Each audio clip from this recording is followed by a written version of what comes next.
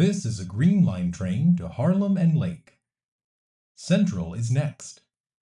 Doors open on the right at the Fraternité Notre Dame. I'm not gonna lie. I don't know if Vermont's big enough to have a north and a south. I know, right? It's like I don't even know. Yeah. It's like East Kankakee, I guess. Or it's like sure, I guess It literally. was a true crime podcast, and so they have a criminology course, and here I am Mhm. advertising them. And with that, Let's talk about these nuns. What's yes. going on here? All right. So the title for today is the Red-Headed Sect-Children of Chicago. And I can see you patting yourself on the back. Yes, Right in I front was of it. very delighted by that. Those at home, you can't see it. He is. He's Yes. patting himself on the back. It's frightening how his arm is contorting around. And it's very bendy, surprisingly so. Shockingly. Yes. Not in the neck, but in the rotator cuff. Say that's where you age first. in which I don't know. Sure. Continue. But yes, after consulting with our beloved Professor Doctor, the more formal name for this, I suppose, would be the non-conformist sects in Chicago. Great. I love non-conformist sects. I know. Oh, Andy, I've heard. Oh God. Now, before I get to the nuns specifically, I will set up that Chicago has a long history of, how should we say, religious innovation. Okay. You may recall Thornton Frickin' Chase, Right. who introduced the Baha'i faith to the good people of Chicagoland. There's also, at that same World Parliament of Religions, Sri Ramakrishna, who introduced what was called Universal Hinduism to the West at the First World's Fair in Chicago. Right. I listened to a religion guy. Yeah. What's his name? Was it Religion for Breakfast? No. Or was it Let's Talk Religion? Let's Talk Religion. Let's Talk Religion. Philip Holmes. Yes, Philip Holmes video. Yes, beautiful Swedish man. But yes, Sri Ramakrishna introduced the West to Hinduism through that forum in Chicago. And even in 1927, the Unitarians at U Chicago formed the New Humanist magazine, which was basically the first foundation of the ethical humanists. Oh wow. Yeah. So like all of these like innovative religious groups have their roots in Chicago and sort of whet our palate in this place. And I guess I should preface by saying what I mean by a red-headed sect child Right. is religious groups that self-identify with a tradition but are broadly rejected by other members of that tradition. Oh, I see. Yes. So you might think of the Mormons, for instance. They identify as Christian, but many other Christian groups do not accept that identity. Or like in Judaism, you have like Messianic Jews who, Jews for Jesus, where they self-identify with a very strong Jewish identity, but many other Jews do not consider them. They consider like you're just Judaizing Christians. Yeah. At this point, You're Christians cosplaying as Jews. basically. So, one such group, to a lesser extent, is the the Church of Christ Scientist. The 17th Church of Christ Scientist is rather iconic in Chicago. It's right there on Wacker. Yep. Yeah, if you're standing in the Marina City Towers, you get a beautiful view of it. I work on the river and we see it coming up. I do mention it. I like to mention that church on my tours, picture stuff. That is, it's a very cool building. It kind of has this like stone spaceship kind of feel to it. It appears in a lot of movies. Did you see the Divergent films? I did not, unfortunately. I know you missed out on so much, but they're set and filmed in Chicago, and they have a whole choosing ceremony in that building, and it feels very appropriate. But that the Christian Scientists they're a group that's basically like, if you combined mesmerism with general Christian thought. Yeah, my understanding as a lay person of Christian Science is it's sort of like solutions through prayer. Yeah. Through Christ, all things are possible. Exactly. That's my understanding. Basically, it's like, oh, fundamentally, all your problems, all your worries, all your ills are of the mind and soul. So through new thought and prayer, you can get rid of those problems. So it's definitely Christian, Yes. perhaps a little different. Yeah, it's non-conformist. I wanted to point out this building because though the Christian Science community is not particularly associated with Chicago, I believe they were founded in Boston. Yes. But this building is very iconic, so I just wanted to point that out. Built in 1968, Henry Weiss was the architect. Yes, Yeah. very famous architect here in Chicago. He designed, sorry, Yeah, for the folks at home, I Mhm. give architecture tours. Yeah. Harry Weiss designed the Swiss Hotel, Chicago, as well as there's these cottages right on Kinsey, Mhm. and he also designed the um, municipal prison Oh, located just by Harold Washington Library. You'll notice he has a penchant for triangles, and they like to say because he was a sailor, but I think it's just that he likes triangles. they're a good shape. Yes. Yeah, he was not a Christian Scientist himself. He said that my father was Episcopalian, my mother Presbyterian, and I'm an architect. And honestly, cheers for that. Cheers to that. Yeah. A Trinitarian architect, no less. Oh, His famous buildings in Chicago are built out of triangles. you know, I didn't think about it that way, So, but three cheers Three to cheers. Hip hip hooray to Harry Weiss. Indeed.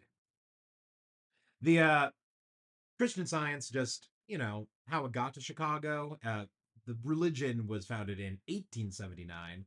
The first Church of Christ Scientist in the city was built in 1897, so not too long after. Yeah, wow. Yeah, that first church building still exists, but it's currently in AME Church. What does that stand for? AME?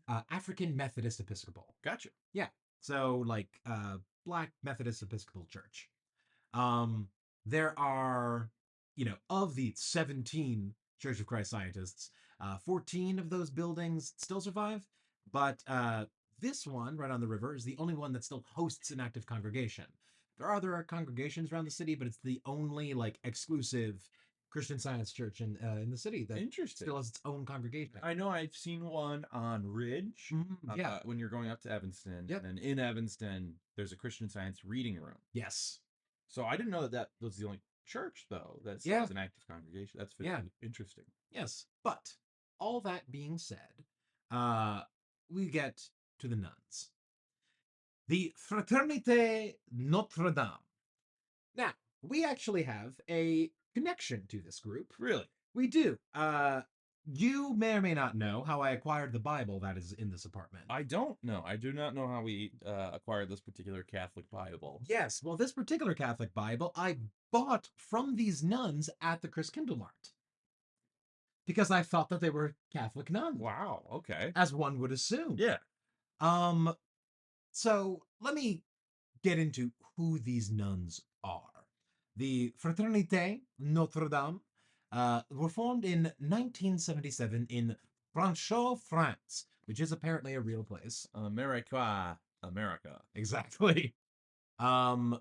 They were founded after Jean-Marie Kozik. He was a Polish Frenchman. Very Chicagoan already. That's how you know it's truly Chicago. Exactly. Is we have a Polish person involved already. Like right from the start. Well, Jean Kozik claimed to have Marian visions. She would appear to him on the 14th of the month in the woods. I believe that he even still claims this to this day. He's still alive. Oh, wow. Yeah. He was a weird bishop who was ordained by another weird French bishop, then got reordained by an excommunicated Vietnamese bishop. Okay. So the reason that they're not Catholic is that they are sedevacantists. What does this mean? Wait. Latin moment. Use it. Sedes, meaning chair. Mm-hmm. Vacantus sounds like vacant. Yes. So is this that the chair of St. Peter in Rome Yes. is vacant? Exactly. That was a real etymological figuring out. To Mr. Alba, my high school Latin teacher, this goes to you. Beautiful. So they believe that the Pope is what, not legitimate? Yeah. So they're one of these, I don't know if you're familiar with this history, but a lot of traditionalist Catholic groups were formed after the Second Vatican Council. Okay. Second Vatican Council is this big like reform movement in the church in the 20th century. And so after Pope Pius XII passed, they believe that the chairs remained vacant as the current law of the Catholic Church is invalid, so no valid pope can be elected. So that law being Vatican II, Electric Boogaloo. Exactly. Vatican II, much more relevant than Vatican I by a mile. Sure. No one talks about Vatican I, it's all Vatican II. One of the rare times the sequel is more influential than the first. Truly, truly. But so they're a traditionalist group based in these very traditionalist things, so you can kind of get where a lot of their thought is back then. And this group they're currently headquartered in Chicago, and despite originating in France, and they've got a lot going on for a group. I couldn't find specific numbers as to how many they have, but they have like full-on bishops, priests, deacons, like whole like religious all around the world. They do a bunch of outreach work apparently. Really? Yeah, like in like South America, the Balkans, Mongolia, even. Wow.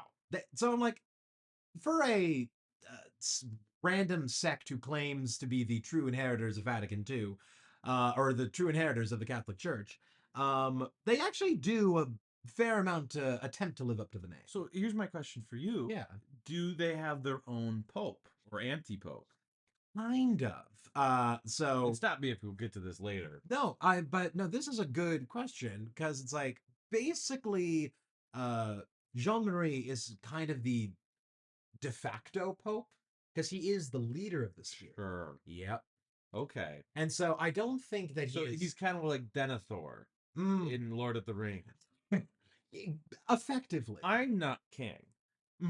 But I am the steward of Gondor. Yeah, that's basically what he's doing. Okay.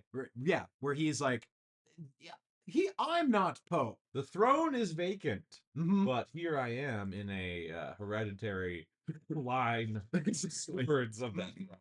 Exactly. And so Jean-Marie is doing all this, but the arm of this group that most people are familiar with are their nuns.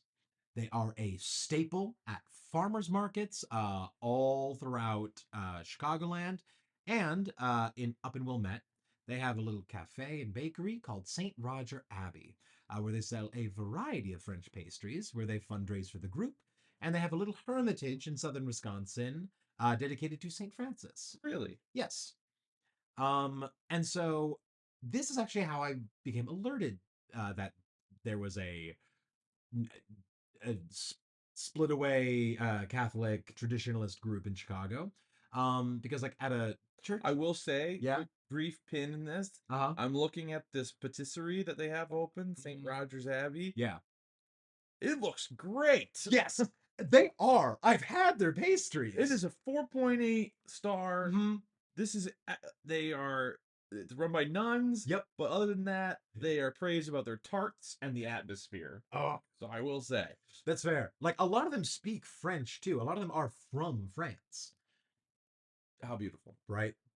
So this is a whole thing. But like I heard about this from like older church ladies being like, I went to this like bakery run by nuns in Wilmette, but then a priest that I know said they're not Catholic, but I was like, but they're nuns. So what are they? So then I started looking into it, and that's how I discovered this whole splinter group. Fascinating. So how they wound up in Chicago. Right. Basically, they had already started, since their founding, they had started kind of spreading all over, doing a lot of like, charitable work all over the world. And they'd sort of been operating a soup kitchen in Chicago for some time.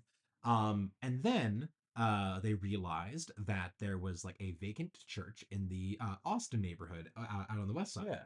And they're like, oh, well, this is a perfect spot then.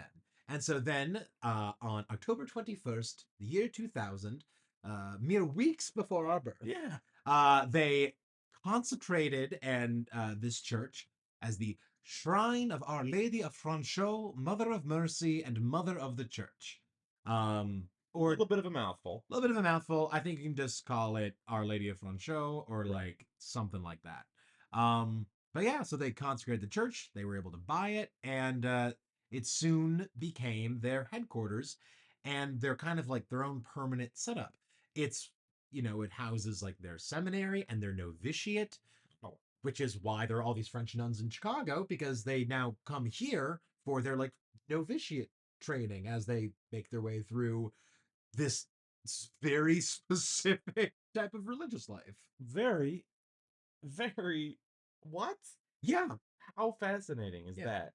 Also, apparently, the statue that they have of Our Lady of Franchot is claimed to be quite miraculous. If you go on their website, you can see a number of reported Does healings. she cry or she She apparently heals? people seek her for healings. Okay. Okay. Not a weeping statue, so slightly less dramatic. Not like that episode of Dairy Girls. No. Oh, yeah. The Weeping Mary. I do know, this is a side tangent. I do know apparently a graveyard, either in like South Chicago or like just over the border in Indiana. Apparently there's a cemetery that where one of the angels cries blood. That's great. That Yeah. sounds right for Hammond, Mhm. Cal City, Yep. Gary even. Yeah, that whole region. My chemistry teacher from high school grew up on the Illinois-Indiana border. He and some of his buddies decided that they would like go to the graveyard one night, like hit it with like a water gun, and then it just started like Oh my pouring gosh. blood out of its eyes. See, what's nice about that is that that's just soot from the steel mill. Like So- almost definitely. But he was just like told this to the class. He also told our class that he didn't believe in tornadoes, and so he truly was a master of just This was a teacher? yeah. He was our chemistry teacher. Grew up in the Midwest and he's claimed to not believe tornadoes. At least he's not like your weather teacher. No, exactly. Oh, how I would have failed meteorology. Right. Tornadoes aren't real. Yeah. Okay, where were we? Yes. But yeah, so the bishop still alive, and he apparently like on the 14th of every month still continues to hold masses. And he lives here in Chicago now? He seems to. I think he's a bit bi-coastal between Sure. here and France. But like I think like since this is the shrine on the 14th of the month, he comes in and has a mass for Our Lady Franchot, where he apparently continues to receive visions to this day. So, red-headed sect child. Yes. These Fraternité Notre Dames, these Frenchot Catholics, Yeah. maybe we'll call them, they claim to be Catholic, Yes. in communion with the Holy Apostolic Catholic Church, or rather, that they are The true the inheritors. true inheritors. Mhm. So, do they consider quote unquote mainline Roman Catholic Mhm. to be in communion with them? This is an interesting case because, as far as I can tell, they don't show their hand in that way. They're very inviting. So if you would like to join them, so they won't deny you communion should you affiliate with them, but they definitely see the hierarchy at the very least as apostates. Okay. Mhm. So Pope Francis Yes. is not the legitimate pope, according to these folks. Right. But mainline Catholics then would not consider these French Catholics to be Catholic. Right. Where they're like weird heretics. Yes. Or Heretics or schismatics. Schismatics. That's probably the right. Yeah.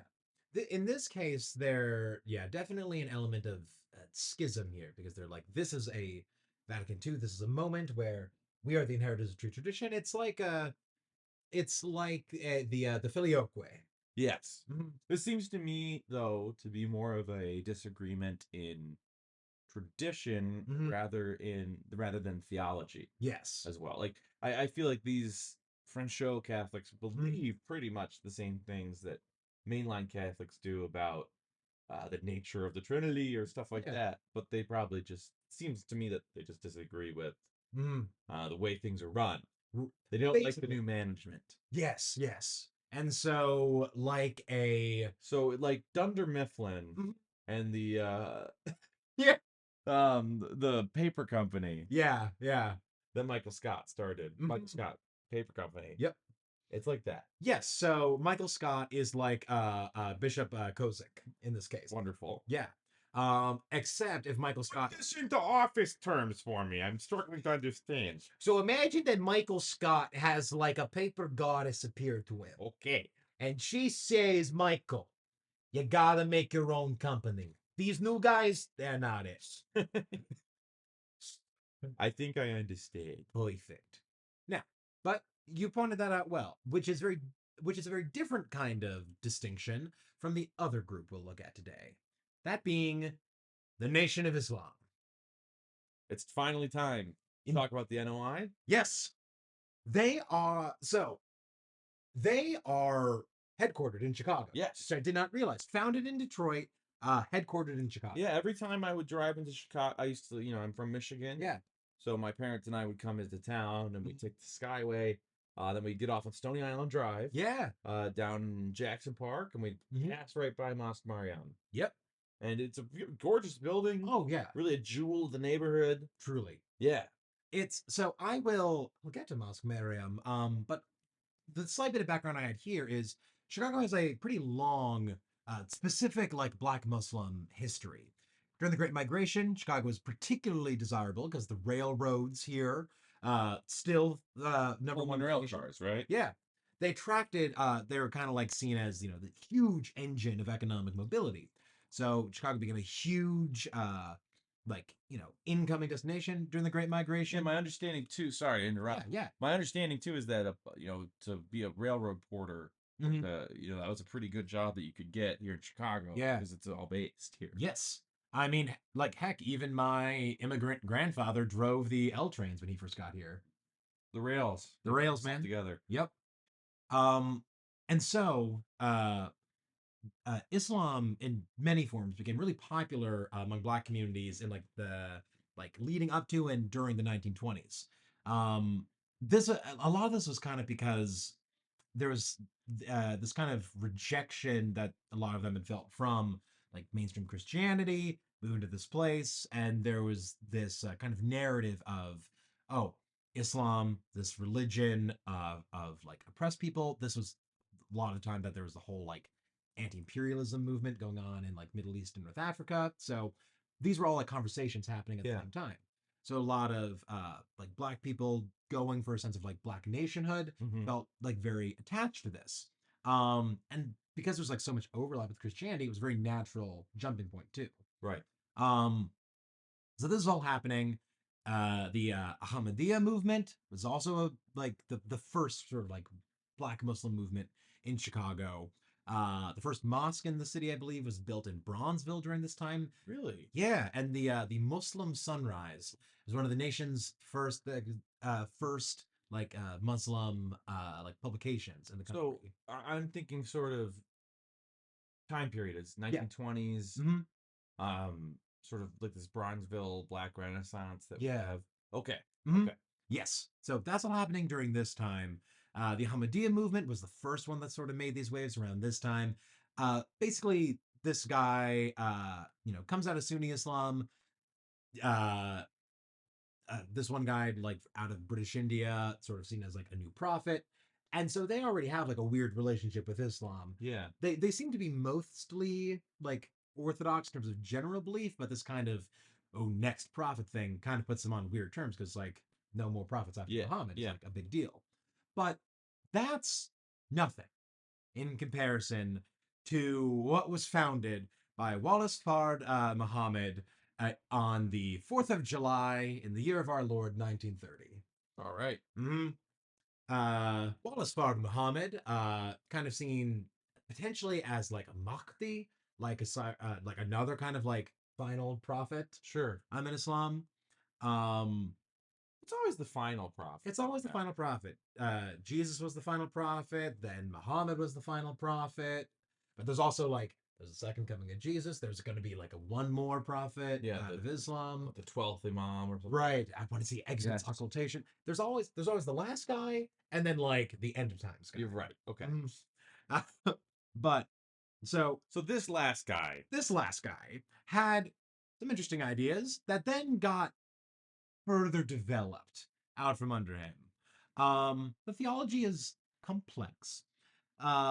But judiciously, I can say that it relies on very allegorical and non-standard interpretations of the Quran and various other Muslim doctrines, largely interpreted through a Black nationalist perspective, which we can discuss, should we desire. But the movement would become headquartered in Chicago in 1972.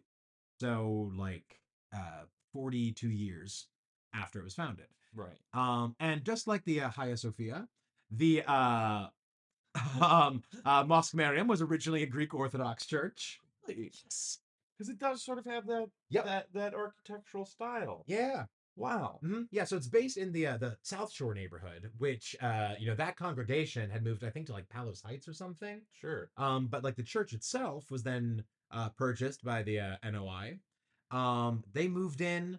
They've got like the schools there. They do a lot of their services there. And it's genuinely like beautiful building. A lot of the sanctuaries have been like cleared out because like as in Muslim prayer, you're not sitting down, you have your prayer rugs. But it's beautiful building. And so this movement is actually this like religious movement is very popular in Chicago, especially in like Black communities on the South Side. Sure. They're they have like a reputation for actually like being like great at like prison conversions. Yeah, I mean, obviously, the most famous Nation member Yes. is Malcolm X. Mm-hmm. Converted in prison, and it seems to be generally a hugely positive impact on a lot of the people that join, specifically men that join. And Malcolm X, of course, as I'm sure we'll get to, demonstrates, I think, that this red-headed sect child type relationship with his later conversion to mainstream Islam. Funny that we say red-headed, because Malcolm X famously was called red growing up because of his slight ginger hair. Oh, Yeah, that is actually something that I did not realize. So thank you for bringing that in. called him red, I think. Yeah, that's very interesting. his parents were Garveyists from Lansing, Michigan. So at some point, we might talk about Garveyism and in a further, more nuanced discussion of Black religion in Chicago. Of course. This is white guys sitting on their couch drinking red wine, talking about the Black religious experience in America. Experience, yeah. It's Nation of Islam as a whole is interesting because two Yakubian devils over here. Yeah. Don't you like us? Hey, you get that one more than I do, apparently. Yeah, I do. You've actually It has happened twice on the train that someone has called me a Yakubian devil. So I don't know. It happens, And you know what? It's a small price to pay for the religious enlightenment. It is. It is relatively like it's not small, but like it's relatively small when the Nation of Islam. Nation of Islam. It's hard to find an exact count, but estimates range between 10 to 50,000 members. With like some that want to be more specific, saying 35,000, give or take. Sure. So like, but somewhere in that range. So still like the majority of Muslims in Chicago are not of the nation. But there's still like they're a very large contingent, but there's still only like one instance out of a much bigger picture. Most of the Muslims in Chicago, I think, come out of either Palestine or Jordan, actually. Gotcha. I know Chicago does have one of the largest Palestinian populations. It was just interesting because I'm still thinking about that drive up into Chicago that I took. When you get off onto Stony Island Drive from the Skyway, you pass by another mosque. But this seems to me, I don't know the name of this mosque, but it seems like a more traditional style. Yeah. It's a large sort of gymnasium style brick building, and that very like Jackson Park dark brick style you see all over the place down there, with proper minarets all around too. So like you're going over the overpass, you go right by a minaret. It's really neat. That's really interesting. But yeah, you really do see like a huge like range in how that's represented. The perhaps we can explain what we mean by Yakubian devil as well. Yes. Yes. Do you have this prepared or This I was reading about, but I don't have it fully detailed because I was like I can either be incredibly detailed and nuanced or give a gloss, and I feel much more comfortable with a gloss. my understanding of the Yakubian devil thing Yeah.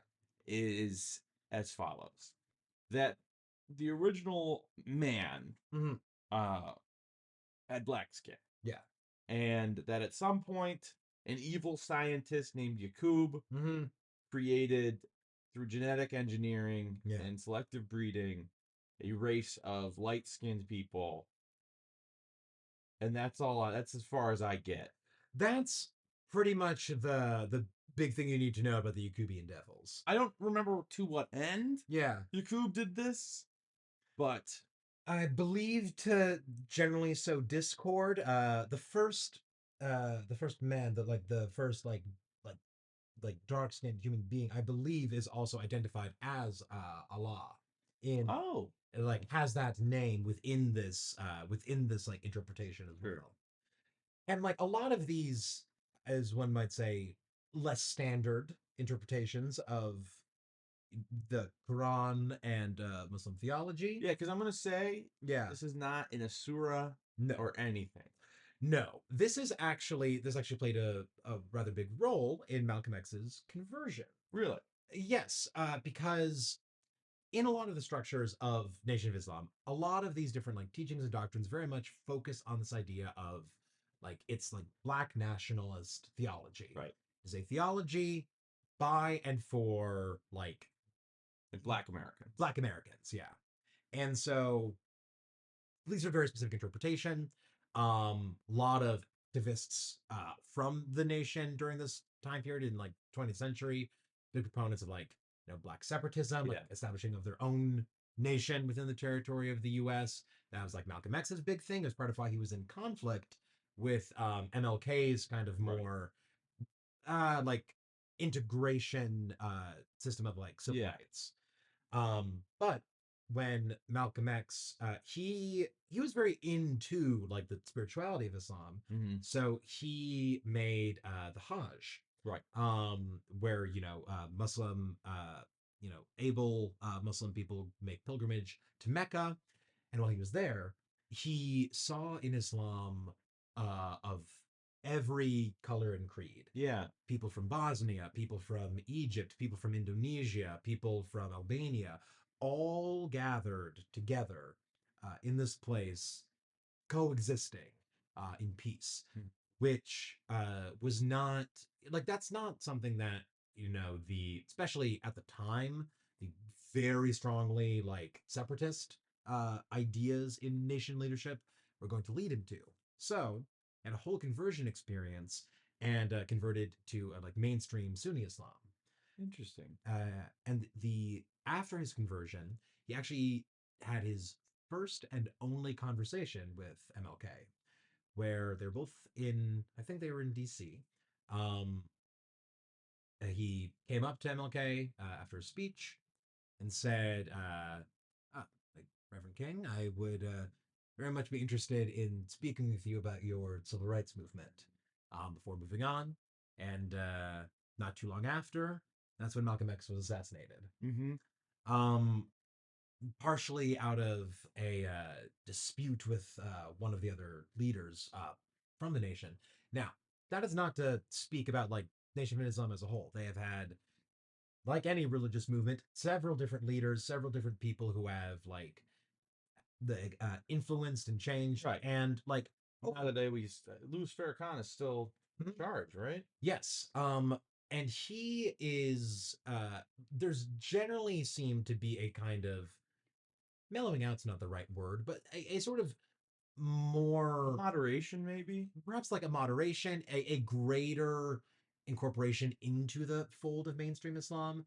They're still very much seen by other Muslims as like their own thing, Right. because like there is simply so much difference in their interpretation of of history and scripture that they're still broadly rejected by other members of the Muslim community, but they still have that identity. So they differ definitely in their view on history or Yeah. perhaps theology. Mhm. But to me, when I think about Islam and what makes someone a Muslim, Yeah. I think a lot about like the pillars Yeah. of Islam. So Mhm. so do you know if nation members do they pray 5 times a day? Are they required to make a Hajj? Yeah. Are they required to fast during Ramadan?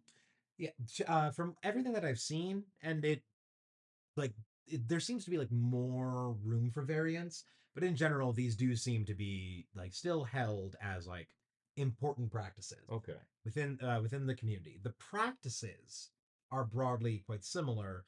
The theology is where a lot of the differences exist. Sure. So it's almost like for a mainstream Muslim looking at nation members, it's like you're not behaving like a Muslim Mm-hmm. necessarily. Yeah. And so they wouldn't consider them. So a mainstream Muslim Yeah. might not consider a nation member to be Yeah. Muslim per se, Sure. but Mhm. a Nation of Islam member will fully consider themselves to be as Muslim as every other person who claims to be so. Yeah. That generally seems to be the the main take. Gotcha. Yeah. There's like they're part of the Muslim community in their view. Other members of the Muslim community don't necessarily view them in the same way. So there is much more of that. We're part of this group. You're not a part of this group happening. Gotcha. In this case, more so than with the nuns, because that was like we're actually this group. Yeah, it feels much more permeable with the nuns. Yeah. Stemming from Mhm. a very similar or from the same tradition. Yeah. Versus the Nation of Islam, to me, almost stems from this sort of Garveyist Mm-hmm. black nationalism, Yeah. sort of return to Africa mentality, Pan African. Yes. Yeah. 'Cause I also remember Malcolm X writing that Islam is the sort of indigenous religion of Africa. Yeah. That's a very popular view, like in the nation. Which I will say, I learned this in college as an interesting anecdote about African Muslims Yeah. in the Atlantic slave trade. After a while, European slavers, I learned, stopped trying to enslave Muslims because they shared a language Yeah. and they shared a identity. Mm. So it was a very intentional thing not to bring Muslims to the New World Oh. because they could communicate in some way in Mhm. Arabic, Yeah. and they shared these religious traditions together and could therefore band together more easily. Versus if you get someone from Nigeria and the Congo Mhm. and all over the place Yeah. and stick them together, Mhm. and they get that loss of community. That that makes a lot of sense because I was like, I had heard some accounts of like, like Muslims from Africa who had been enslaved, and then people were like, wait, hang on, you're like a There literate are person with an people. understanding of Yes, it's the scriptures. literate Yeah. and people. Mhm.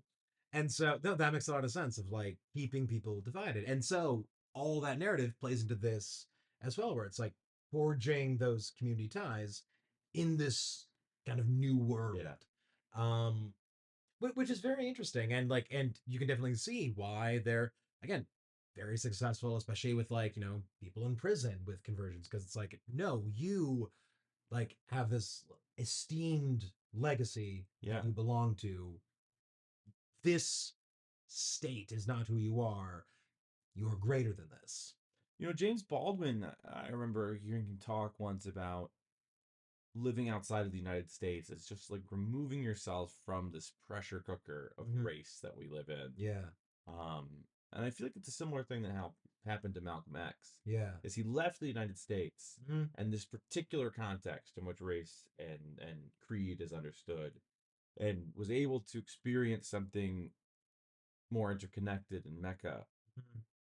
I don't know where that sentence goes, Yeah. but But no, it is interesting because like Chicago is, at least by some accounts, one of the most segregated cities in the right. U.S. 'Cause famously, Bronzeville was the red line district for African Americans. It was one of the only places that black people could live in the city for a while. Yeah. And I mean, hey, Raisin in the Sun is set here. Like it's all it makes sense in the narrative of Chicago why the nation would end up being based here. It also makes sense that, here and Detroit. Yeah. Detroit is the most African American city in the country. Yeah. Something like 80%. Got you. It's huge. In Detroit proper, not Metro Detroit. Right. I believe Chicago's up there as well. And I think that it also makes sense that these are northern cities. Yeah. So you have this double disconnection of the Great Migration as well. So people are very much removed. Recent immigrants just to the north. Yeah. And so there's a new sense of identity that needs to be built, right? Oh, yeah. So at the end of the day, we're left with some interesting observations. How permeable a sect can be, the different ways that sects can be delineated from each other. Yeah, I mean, obviously we have the maxim of religious studies to go back to, that religions are internally diverse. Indeed.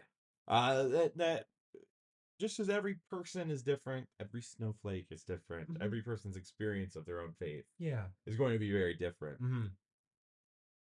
But at a certain point, a line of delineation is drawn. Yeah. And I feel that this really shows just how much of a spectrum a faith can be. Yeah.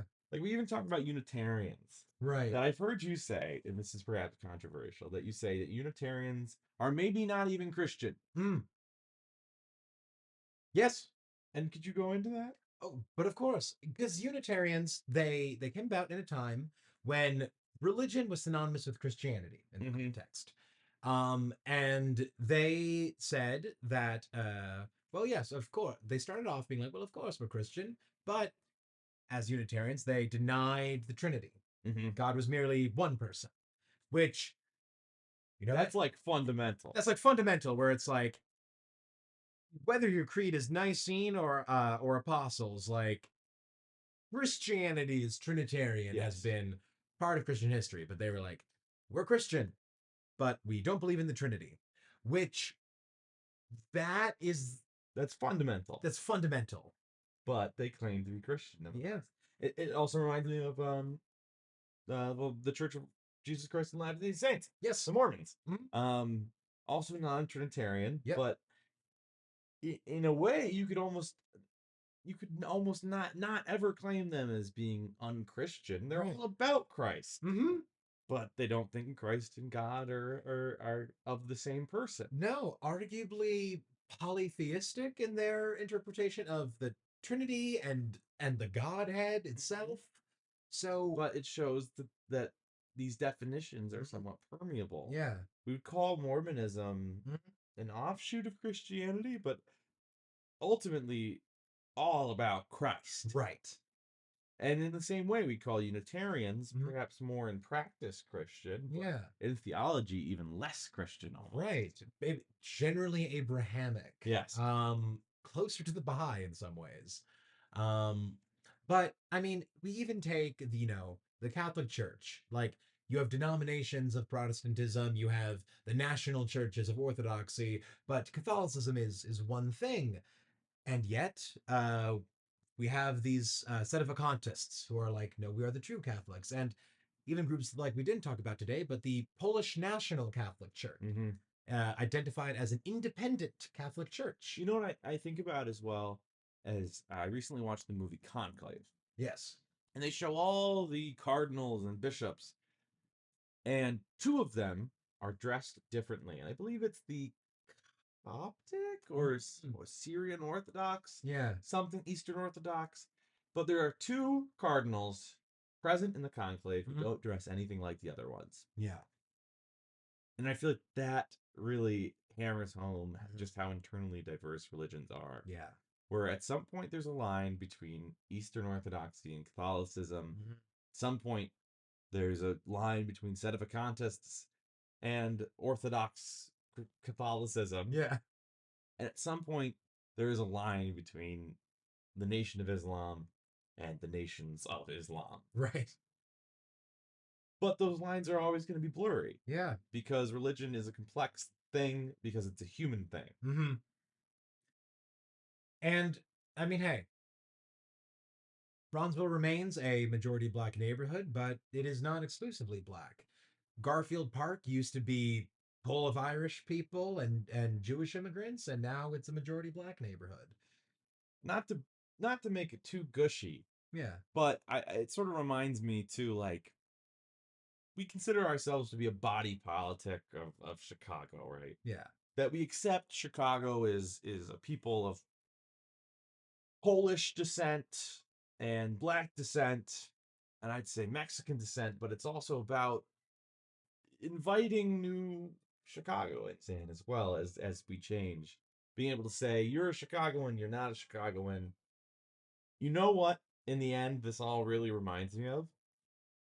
Naperville. Perhaps the Nation of Islam Mm.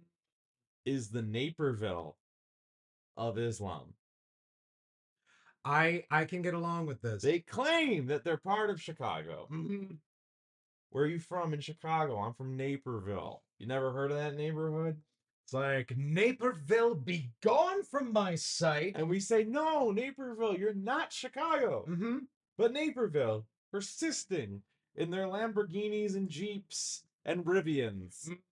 We are Chicago. Yes, indeed, with our fountains and strip malls. And perhaps in their persistence, in their very clinging to the identity, they have forged it themselves. I wouldn't go that far. Naperville's not Chicago. They're really not Let's Chicago. not go there. Please. Nation of Islam is more Muslim than Naperville is Thank Chicago. you, everybody, for joining us today on this episode of the Chicago Transcendence Authority. I have been Andy.